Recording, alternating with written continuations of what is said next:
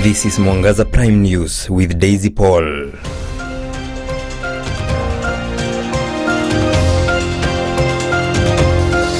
Indeed, a very good evening to you on this 28th day of January. I trust you're doing fine. My name is Daisy Paul and our sign language interpreter is Lauren Wamboi, and we welcome you to this program.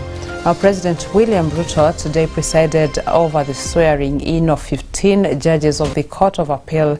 The judges were appointed on Tuesday under Gazette Notice number 1000 and are anchored in Article 166, 1B of the Constitution of Kenya, which grants the President authority to appoint judges of superior courts.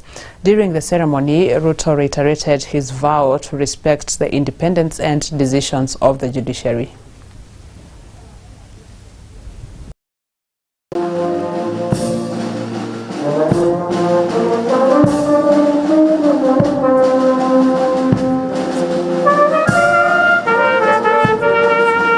I congratulate the 15 honorable men and women sworn in today as judges of the Court of Appeal as you assume this high constitutional office in service of our Republic. Your appointment carries immense responsibility and profound national consequence.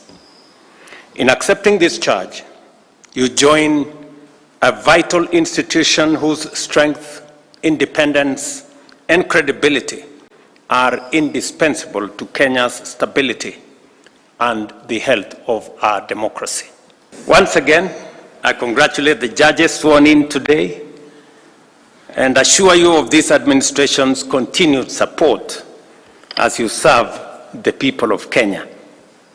May your tenure strengthen justice, deepen public confidence in our courts, and reinforce the constitutional foundations of our Republic. Your Excellency appointed the 15 candidates recommended for appointment as judges of the Court of Appeal.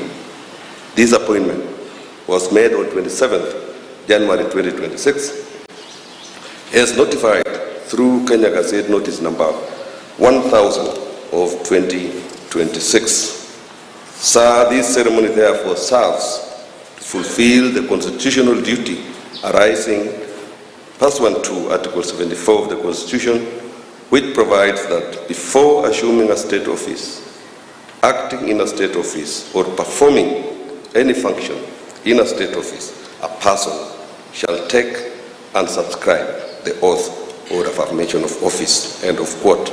Your Excellency, having therefore fulfilled all the constitutional and statutory imperatives for the appointment of judges to our nation's superior courts, this ceremony is therefore properly convened in law.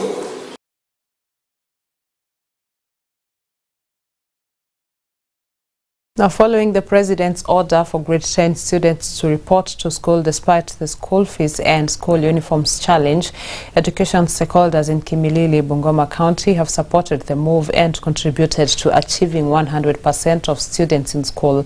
Speaking to the media at Chesame Boys High School after receiving well-performed but underprivileged students, the head teacher of the school, Protas Ndombi, said that the school is ready to receive more students, saying that strategies have been put in place to ensure that the school receives more students and achieves better infrastructure that will ensure they meet the CBE curriculum.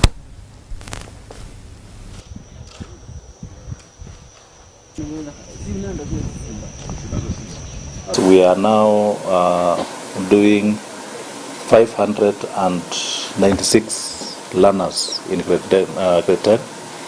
And those are the ones who have reported. I'm aware there were parents who have called here to so that we are able to preserve their positions, their chances in school. We are going to preserve them.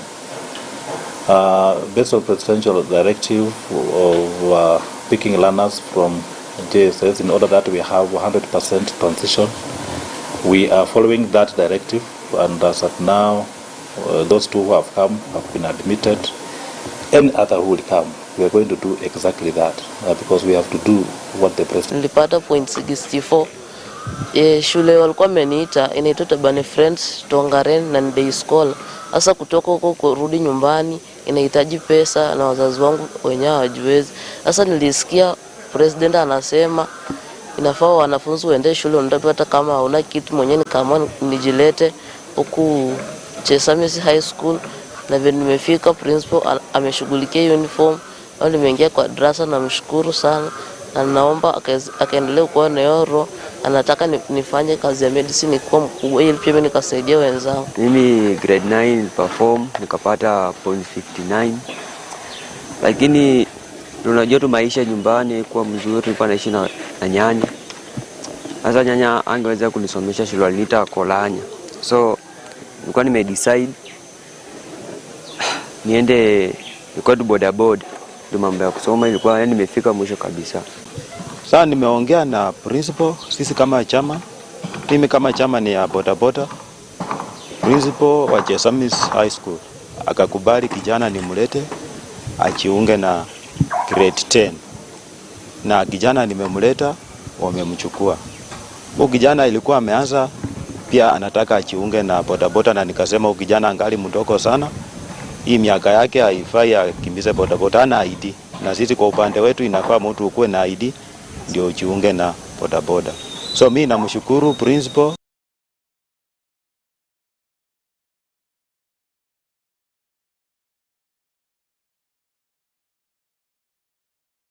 The National Assembly has lashed out at the Ministry of Education over the ongoing transition of students to grade 10, terming the exercise as a total failure.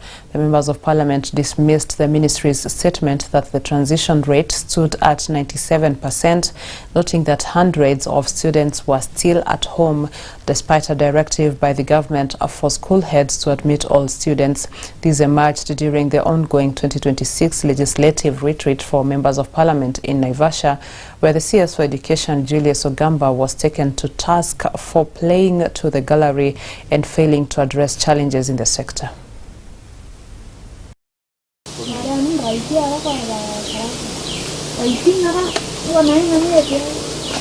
Maisha yake ya masomo yake hayakuwa mazuri sana. Alikuwa tu anapitia changamoto nyingi. Hakuwa na light ya kusoma, kunjua, hakuwa na stima, alikuwa ananyang'anywa daylight, hakuwa wanasoma vizuri, walikuwa tu wanakaa wakilia. Mwenye ananisikia ananiona.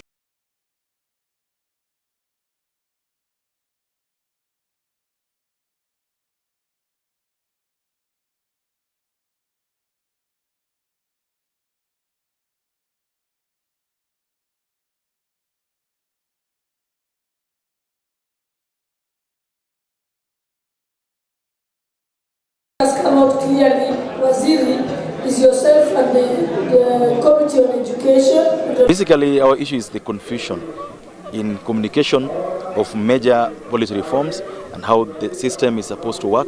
Transition from KJSA, from year 9 to year 10, you've seen how it's been marred by confusion. Members have asked about the criteria for admitting children into C1 schools and how the C1 schools were even selected.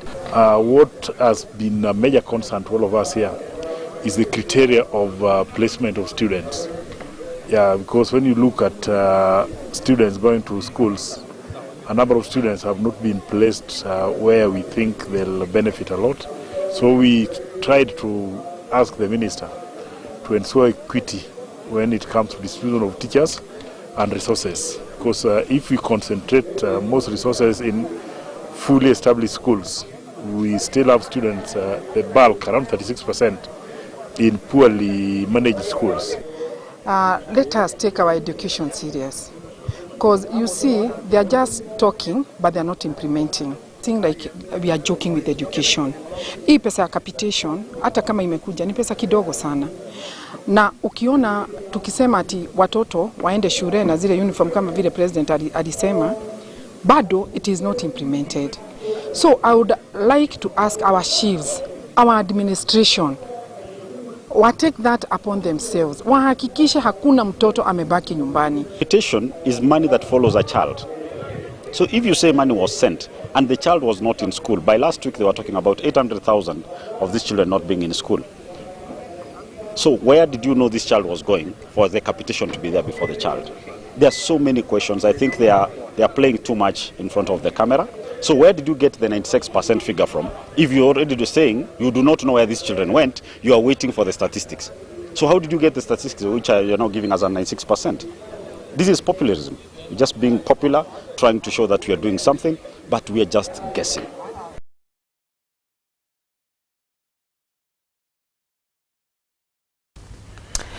As the government works to ensure 100% transition for grade 10 students, it's not easy task for some like Joylene McKenna from Kagoi village, Tegania East, Meru County, who was called to join Moi Girls National School in Nairobi and has not yet been able to report due to school fees challenges. Despite the school fees challenge, Joylene is not privileged to even be among them who have a place to call home after the grandmother whom they had been living with after the mother remarried allegedly kicked her and her sister out of the house, and the whereabouts of their biological father are unknown to them. Joylene is now calling for well-wishers to help her get to school, to help her get her desired dream of becoming a doctor.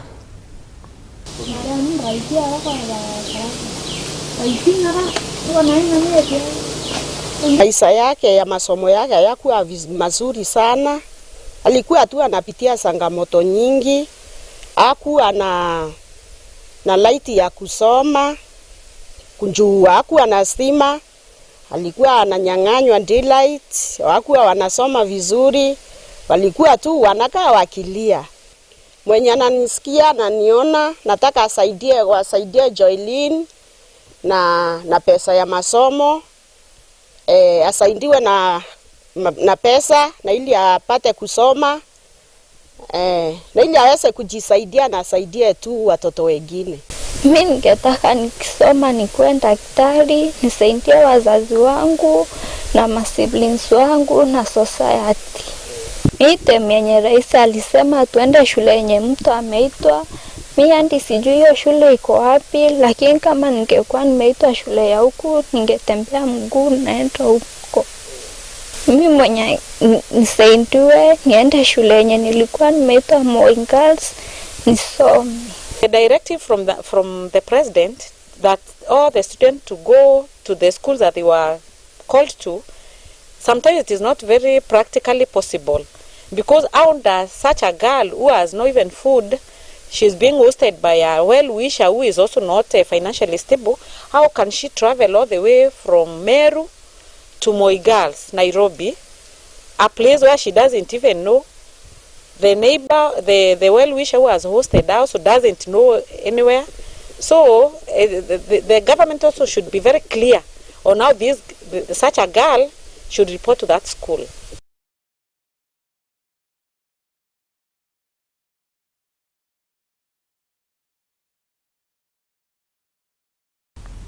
With that report, we're now taking a short commercial breather, but don't go far. We're coming back with more in a short while.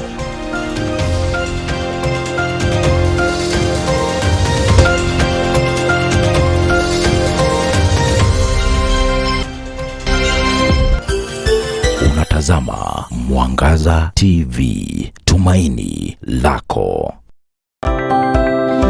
Is your home ready for an upgrade? Tired of furniture that's just ordinary? Welcome to Grandmark Furniture Hub, where high quality meets visionary design. We craft pieces that transform your space. Imagine sinking into our luxurious ultra comfortable sofa sets, or gathering you or your family around a stunning modern dining table set. Premium beds that scream quality and comfort. Stylish coffee tables, TV stands that elevate your living room. Side cabinets and office furniture that brings warmth and productivity together. From the softest fabrics to flawless hand-finished detail, every item reflects our promise, creativity and beyond, letting your style shine and allowing your furniture to tell your story. Ready to experience the Grandmark difference? Visit our Nairobi Utawala branch at Heritage Plaza or call us through 0710-228-888 or our Kisitown branch at Magoma Peugeot Plaza adjacent to Quickmart and Chiro, or call us via 0797 089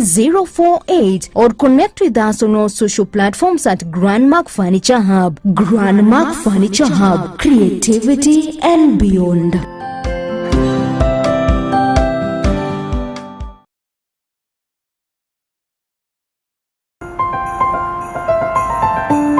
In Nairobi, choosing the right college can feel overwhelming. But at Jewel Technical College, your path is clear. Our January 2026 intake is open in the most marketable professions of today.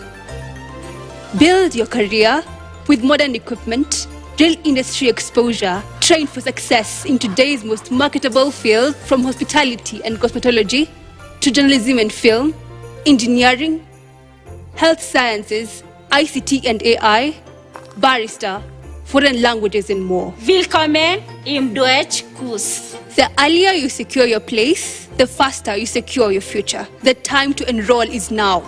We are located in Roysambu, Jewel Complex 6th floor, next to TRM. To secure your admission, WhatsApp or call 0701 300 071. Let Jewel Technical College shape the professional you are meant to become.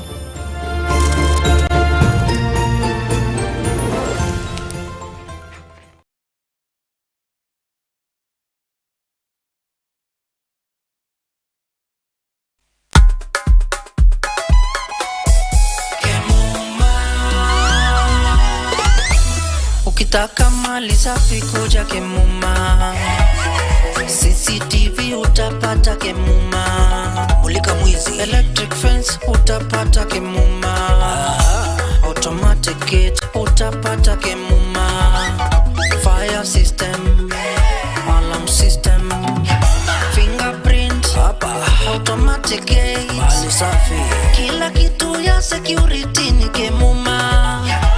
Tumetambulika Kenya nzima Kemuma. Twende nalo Kemuma, njoo na mi Kemuma, twende Kemuma. Vitu ni fresh Kemuma, mali yote fresh, hapana deal na mtumba, kila kitu ni fresh.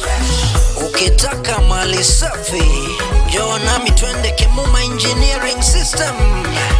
Kwa security tuko fiti, hatuna competition, wanajua tuko fiti. Suka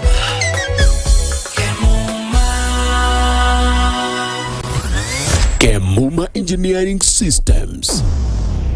We mind your security. Unatazama Mwangaza TV, tumaini lako.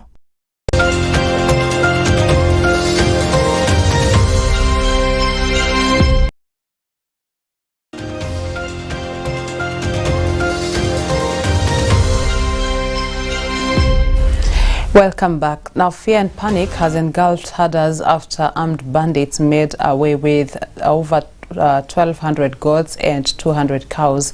The raid was carried out in 2 consecutive days, forcing hundreds of herders to start migrating with their animals from Doldol towards Nanyuki. The herders noted that they have been living in fear after the raiders, suspected to be hiding at Mount Losos in Isiolo County, threatened to continue with the attack. They noted that despite having issued intelligence on the attack to the authorities, no action has been taken, and they're now worried that the attacks might escalate if the government does not move in.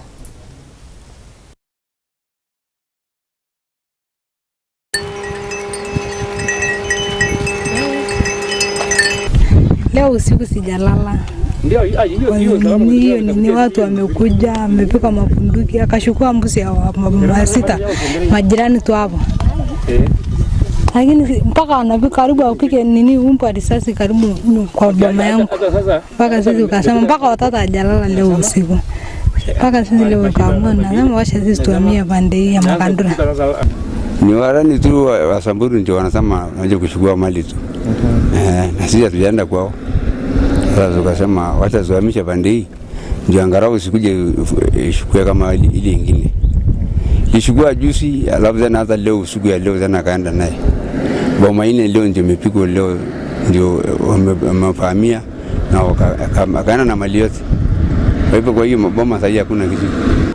Zaidi ya mfugo 1200, hiyo ni mbuzi imeshapotea kwa wiki moja sasa.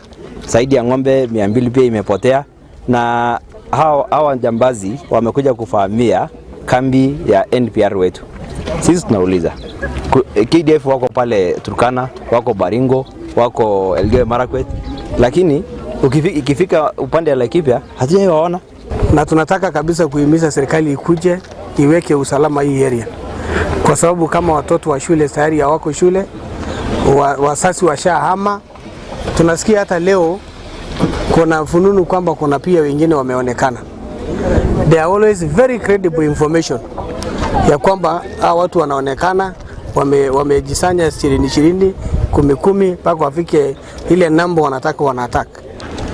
Hii information yote community ina share to the security personnel. I assure the people of Laikipia and the country that concerted effort, multi-agency together with KDF and Kenya Forest Service, we will take over Mukogodo Forest that has been occupied for many years and has been used to as a safe haven for criminals to attack people in Laikipia and also in Meru side.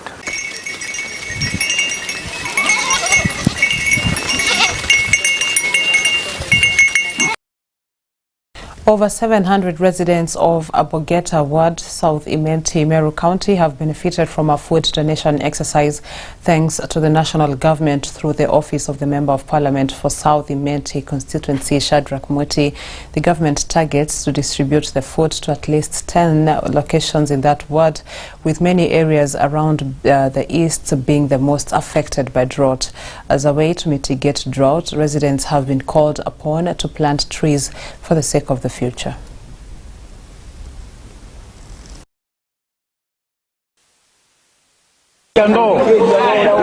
Kwanza kabisa nachukua nafasi hii kuwashukuru nyote na haswa kushukuru serikali kwa kukumbuka watu wa Bogeta na relief food. Nataka kushukuru kabisa, tulipata chakula, maragwe na mchele. Maragwe tulipata gunia 260 na mchele tukapata gunia 300. Chakula hiki tumeweza kukutana kama kamati na tukasikizana ya kwamba tutakigawa kwa locations zote 10.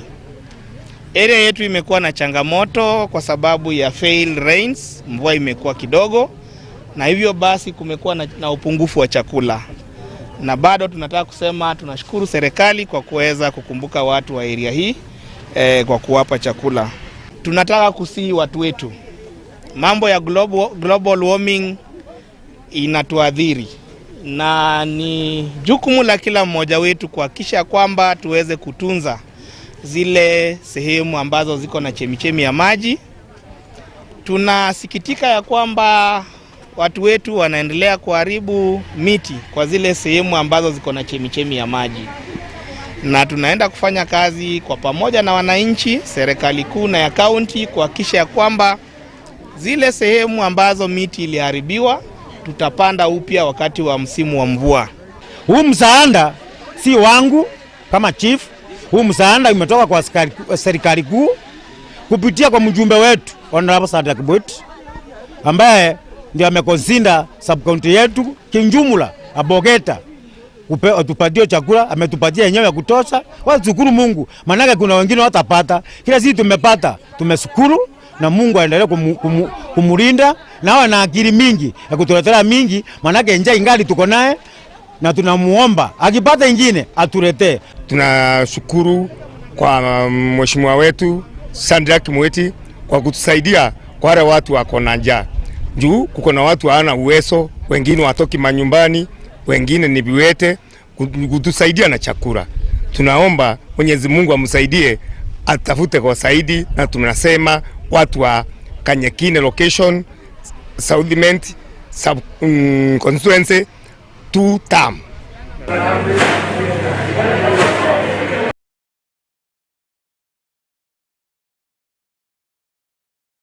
That report brings us to the end of this broadcast. Many thanks for staying with us, and thank you to the crew behind the scenes. My name is Daisy Paul, Lauren Wamboi for Sign Language Interpretation. On behalf of the entire team, we are wishing you a good night.